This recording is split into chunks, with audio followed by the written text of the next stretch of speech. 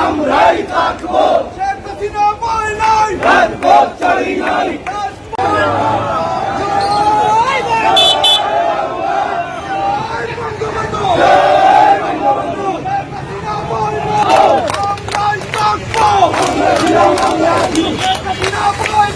রাজপথ ছাড়ি নাই, রাজপথ ছাড়ি নাই। শেখ হাসিনা ভয় নাই, আমরাই থাকবো।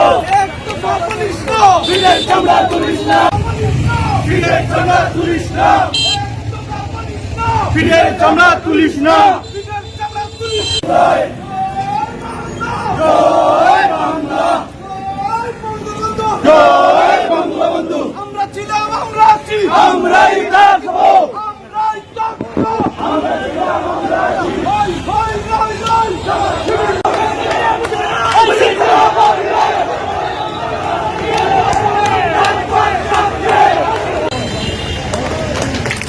উদ্দেশ্য শেখ হাসিনার উন্নয়নের বিরুদ্ধে।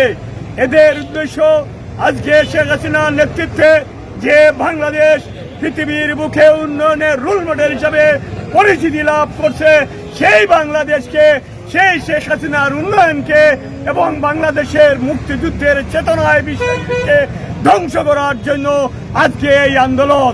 যার কারণে আন্দোলনের শেষ প্রান্তে এসে আপনারা দেখেছেন গতকালকে পরিষ্কারভাবে সেই জামাত বিএনপি যারা যুদ্ধের সময়, ৭১-এর যুদ্ধের সময় যারা বাংলাদেশের স্বাধীনতার বিরোধিতা করেছিল, সেই পাকিস্তানি প্রেতাত্মা, পাকিস্তানের পাঁচটা দালালরা যারা সেদিন আমার মা বোনদের ইজ্জত হরণ করেছিল, আমার মা বোনদের, বাংলাদেশের মা বোনদের দিয়ে পাকিস্তানিদের কাছে খুরাক হিসাবে দিত, সেই রাজাকারের বংশধররা আজকে আবার রাস্তায় নেমেছে।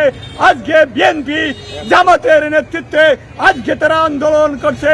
এই আন্দোলন আজকে পরিষ্কার হয়ে গেছে, এদের কুটা আন্দোলন নয়, মেধাবী আন্দোলন নয়, এই আন্দোলন গাজাকুরদের আন্দোলন। এই আন্দোলন শেখ হাসিনার উন্নয়নের বিরুদ্ধে তাদের আন্দোলন।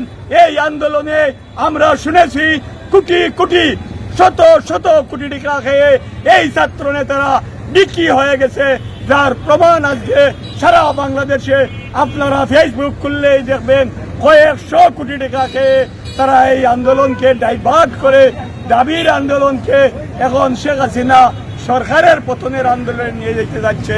অতএব মুজিব সৈনিকদের কাছে আমাদের একটি আহ্বান, আজকে এই দিনে আমাদের শপথ নিতে হবে, যেমনি ভাবে আমরা জাতির জনক বঙ্গবন্ধুর নেতৃত্বে আমরা সেদিন যুদ্ধ করে এই দেশকে স্বাধীন করেছি, ঠিক তেমনি ভাবে আজকে শেখ হাসিনার নেতৃত্বে বাংলাদেশের এই ষড়যন্ত্রের বিরুদ্ধে, এই রাজাকারদের বিরুদ্ধে, রাজাকার বংশ উদ্বুদ্ধ জামাত বিএনপির বিরুদ্ধে আমাদের কঠোর শপথ নিতে হবে।